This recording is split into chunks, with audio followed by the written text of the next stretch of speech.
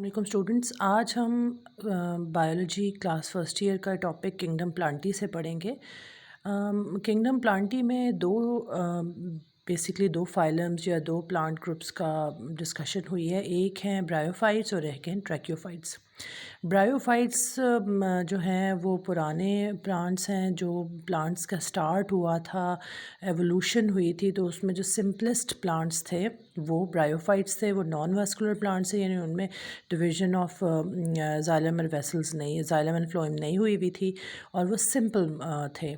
उनके अंदर भी मुख्तलिफ हेपाटिस्टोकॉप्सिडा और ब्रायोप्सिडा और एंथ्रोप्सिडा जो प्लांट्स थे सॉरी, उनको डिस्कस किया गया था। लेकिन आज का टॉपिक हमारा ट्रैक्योफाइटा पे है। ट्रैक्योफाइटा वास्कुलर प्लांट्स हैं। इस वक्त दुनिया में जो आपको जितने भी प्लांट्स मिलते हैं, ये उसका सबसे बड़ा मैक्सिमम जो ग्रुप प्रिवेल कर रहा है इस टाइम पे प्लांट्स का, वो है ट्रैक्योफाइटा।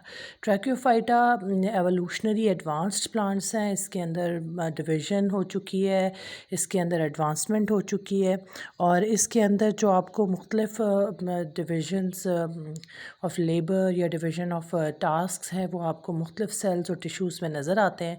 सबसे पहला जो इनका डिफरेंस ब्रायोफाइटा के साथ है वैस्कुलर बंडल या वैस्कुलर टिश्यूज़ का। तो यानी इनमें जाइलम और फ्लोएम जो हैं वो वाटर कैरी करने के लिए और ट्रांसपोर्ट के लिए और मिनरल्स बनाने के लिए, या prepared food from the leave जो है वो to all parts of the body of the plant move करने के लिए फ्लोएम को भी इंड्यूस कर दिया गया। तो इसकी सब डिवीज़न या सब फाइलम्स जो हैं वो सिलोप्सिडा है, लाइकोप्सिडा है, स्फिनोप्सिडा है और टेरोप्सिडा है। ठीक है ना। अब टेरोप्सिडा एक हेट्रोजीनियस सब फाइलम या हेट्रोजीनियस सब क्लास है। हेट्रोजीनियस सब क्लास एक ऐसी क्लास को कहा जाता है जिसमें मुख्तलिफ तरह के मेंबर्स हों। अब इसमें देखिए, टेरोप्सिडा में फेलिसिनी एक है जो इन दोनों बाकियों से डिफरेंट है। एक फेलिसिनी क्लास है, एक जिम्नोस्पर्म है और एक एंजियोस्पर्म है। अब इन तीनों में फ़र्क ये है कि एंजियोस्पर्मी और जिम्नोस्पर्म जो हैं वो सीड बेयरिंग प्लांट्स हैं, जबकि फेलिसिनी फर्न क्लास जो है वो सीड लेस है। टेरोप्सिडा जो है वो और ऊपर वाली तीन सारी क्लासेस ये आपस में सिमिलर हैं, क्योंकि ये सारी सीड लेस हैं। ठीक हो गया।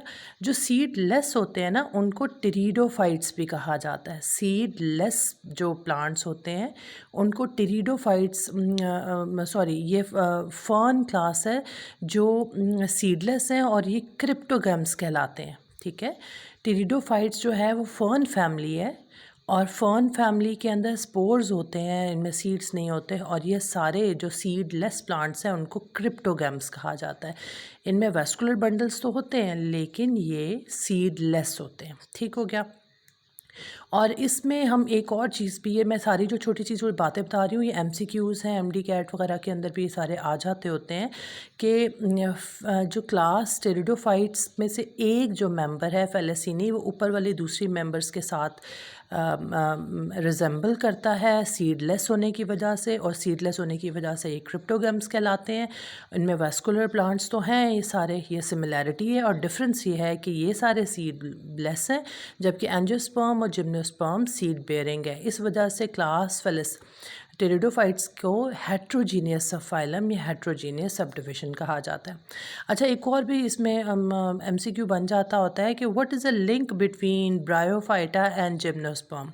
ब्रायोफाइटा और जिम्नोस्पर्म में सीडलेस होने का जो है ना डिफरेंस है, वो क्लियर है कि दोनों में जो बेसिक डिफरेंस है वो सीड बेयरिंग और सीडलेस होना है। ठीक हो गया। अच्छा, अब यहाँ पर एक और चीज़ जो आपको मैं बताना चाहती हूँ कि वहाँ पे तो हमने सीडलेस के लिए क्रिप्टोगम्स का लफ्ज़ यूज़ किया था, तो सीड बेयरिंग के लिए आप लोग फेनेरोगम्स कहेंगे। ठीक हो गया। और इनको स्पर्मेटोफाइट्स भी कहा जाता है। जैसे वो टेरिडोफाइट्स थे फर्न फैमिली, ये स्पर्मेटोफाइट्स हैं। तो ये कुछ छोटी छोटी टर्मिनोलॉजीज़ हैं जो आपके MCQs के अंदर और आ जाती होती हैं। अब ये तो हमने क्लासिफिकेशन देख ली और इनमें सीड बेयरिंग और सीडलेस को हमने बेसिकली मेन पॉइंट बनाया। अब अगला जो है कि ट्रैक्योफाइट्स किस तरह से ब्रायोफाइट्स से डिफरेंट है और इनमें क्या आपको एडवांसमेंट नज़र आती है। तो टेरिडोफाइट्स के अंदर जो सबसे पहली चीज़ जो हमें इनका नाम नज़र आता है, तो वो लफ्ज़ है एक ग्रीक वर्ड ट्रैकिया से। ट्रैकिया यानी विंड पाइप।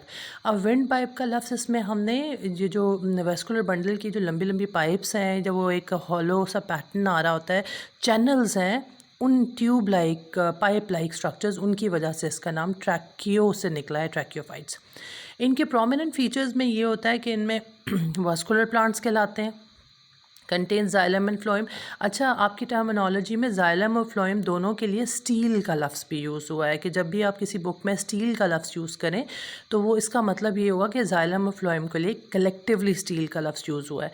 जो पुरानी किताबें हैं, पुरानी जो स्टील के पैटर्न था वो था प्रोटो स्टील, और अब जो एडवांस प्लांट्स के अंदर यू स्टील का लफ्ज़ आपको नज़र आएगा, ठीक है ना। तो steel is a collection of xylem and phloem. तो आपको वास्कुलर बंडल्स मिले, इसके अंदर ये सक्सेसफुल लैंड प्लांट्स हैं। सक्सेसफुल का मतलब ये कि इन्होंने एवोल्यूशनरी लाइफ को गुजारने के बाद अब ये एग्जिस्ट कर रहे हैं, ये सर्वाइव कर गए हैं इस एनवायरनमेंट में, यानी लैंड के ऊपर भी और इवन एक्वेटिक में भी आपको, यानी पानी से रिलेटेड जगहों पे भी, डैम्प प्लेसेस पे भी, और यानी हर तरह के एनवायरनमेंट में अडेप्टेबिलिटी इनकी हो चुकी है। इसके अलावा आपको इसमें रूट्स मिलेंगे, लीव्स मिलेंगे और स्टेम मिलेगा।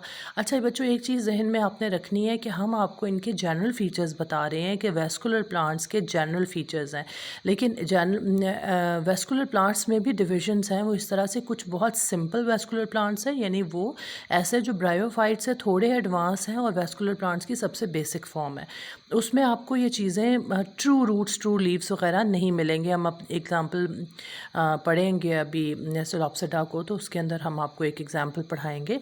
वो अर्ली वेस्कुलर प्लांट्स, यानी सिंपल मोस्ट वेस्कुलर प्लांट्स हैं, उनमें से कुछ मेंबर्स एक्सटिंक्ट हो चुके हैं, जो अभी मौजूद हैं। तो ये इनकी बेसिक पहचान है कि इनमें रूट्स, लीव्स और स्टेम मौजूद है। रूट्स ताकि वो फूड इनटेक कर सकें, एंकर कर सकें अपने उसके अंदर। लीव्स हैं कि फूड प्रिपेयर कर सकें। स्टेम है जो इनको एक पॉस्चर, एक स्ट्रक्चर देता है, एक अपराइट पोजीशन देता है, और एक चैनल प्रोवाइड करता है वास्कुलर बंडल के लिए upward and downward movement of the water and minerals. अगला चीज़ हमें जो नज़र आता है कि इनमें lignified tissues for conducting water, यानी इसमें भी जाइलम फ्लोइंग पे आ गई है कि लिग्निफाइड है, यानी अंदरूनी उसका जो स्ट्रक्चर है वो एक टफ़ है, वुडी लाइक स्ट्रक्चर मौजूद है, यानी स्पॉन्जी तरह की हम कह सकते हैं, सख्त वुड तो नहीं कह सकते, लेकिन सेल्यूलोज की एक फॉर्म मौजूद होती है उसमें, ठीक है ना। और इनमें लिग्निफाइड जाइलम होता है, नॉन लिग्निफाइड फ्लोएम होता है, ठीक है। स्टील के भी दोनों पार्ट्स में थोड़ा सा डिफरेंट है, ठीक है। फ्लोएम जो है वो मिनरल्स और प्रिपेयर्ड फूड को मुख्तलिफ पार्ट्स में कन्वर्ट करता है। अच्छा, इसमें यह है कि जो बाकी प्लांट्स की निस्बत आपने देखा था ब्रायोफाइट्स के अंदर, कि उसमें जो स्पोरोफाइट्स थी वो गेमीटोफाइट पर डिपेंडेंट जनरेशन थी, ठीक है। ये हम इस पर भी लेक्चर अपलोड कर देंगे, आपने पढ़ा है पहले। जबकि वास्कुलर प्लांट्स के अंदर स्पोरोफाइट डिपेंडेंट नहीं है गमीटोफाइट पे, ये बिल्कुल इंडिपेंडेंट है, ठीक हो गया ना। आपको मैं सिंपल समझने के लिए ये बता दूं कि ज़मीन से ऊपर वाला हिस्सा इसका स्पोरोफाइट है, जो पूरे प्लांट बॉडी के तौर पर है। ये भी एमसीक्यू आ जाता है कि प्लांट बॉडी जो है वो वास्कुलर प्लांट्स की या ट्रैकियोफाइट की, वो किस जनरेशन पर डिपेंड करती है, तो दैट इज़ स्पोरोफाइट, ठीक हो गया। और अंडरग्राउंड जहाँ पे राइजोम और राइजोइड्स मौजूद हैं, वहाँ पर जो आपको जनरेशन मिलेगी वो गेमीटोफाइट मिलेगी, ठीक है। वो अंडरग्राउंड है, और टू सम एक्सटेंट, वैसे तो वो डिपेंडेंट नहीं है इसके ऊपर भी, to some extent for its food process वो फंजाई से लेती है, तो वो भी इंडिपेंडेंट है, वो भी स्पोरोफाइट पर डिपेंड नहीं करती।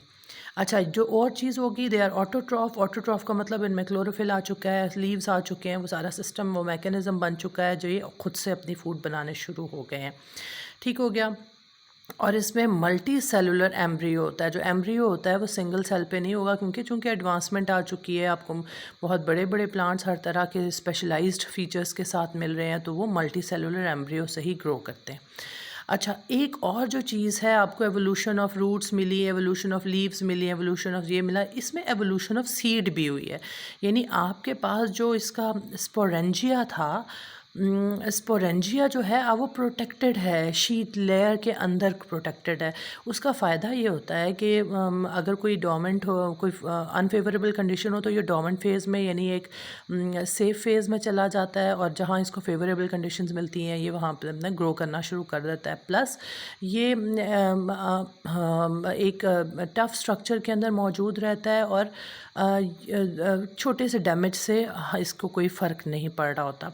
इसके बाद ये है कि एक पोलन ट्यूब फॉर्म हुई है, जिसमें मूवमेंट ऑफ स्पर्म जो है वो टुवर्ड्स आर्चिगोनियम मूव कर सकता है। इसको किसी आउटर एनवायरनमेंट से पास नहीं करना पड़ता। इसको बॉडी के अंदर ही, प्लांट की बॉडी के अंदर ही एक पूरी ट्यूब, एक चैनल, एक रास्ता प्रोवाइड कर दिया गया है। यानी फिर वही बात हुई कि एक स्पेशलाइज्ड फीचर प्रोवाइड कर दिया गया है।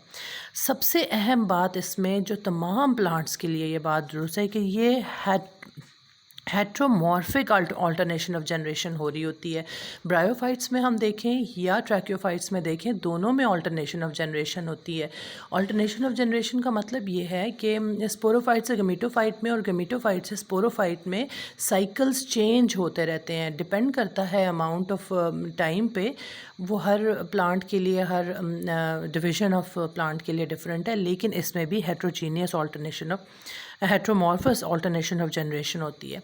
एक और चीज़ जो इसमें बताई गई है कि प्लांट ने चूँकि हर किस्म के मौसम में सर्वाइव करना है, हर तरह के एनवायरनमेंट में, चाहे प्लांट लैंड पर है, सॉइल में है, सैंड में है, डैम प्लेस में है, वाटर में है, तो उसको एक cute extra waxy layer provide कर दी गई है, ताकि जो पानी है उसका, वाटर का लॉस ना हो सके। तो वो क्यूटिन है, आपको पता है, एक लिपिड, एक वैक्सी सब्सटेंस होती है, उससे बनी हुई एक लेयर इसके ऊपर दे दी गई है, ताकि जो है ना इसका वाटर लॉस ना हो सके। और इसमें गैसियस एक्सचेंज के लिए इसकी एपिडर्मिस के अंदर स्टोमेटाज मौजूद हैं, ताकि आसानी से गैसियस एक्सचेंज की जा सके।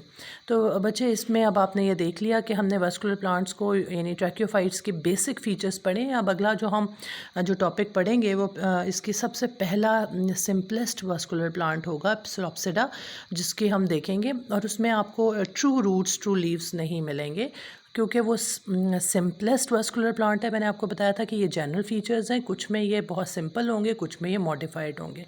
तो अगला लेक्चर इंशाल्लाह अब आपके पास प्सिलोप्सिडा के ऊपर आएगा। Thank you.